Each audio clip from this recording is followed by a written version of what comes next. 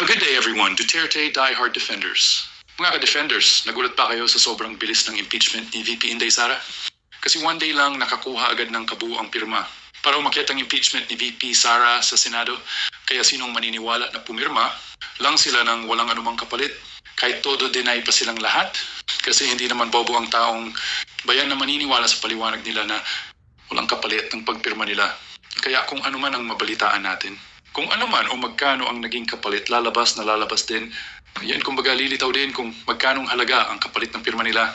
Dahil kung natatandaan nyo noong mga nakaraang linggo, ay 6 pa lang na kongresista ang nakapirma at sila yung mga nasa side ng Makabayan Bloc, di ba?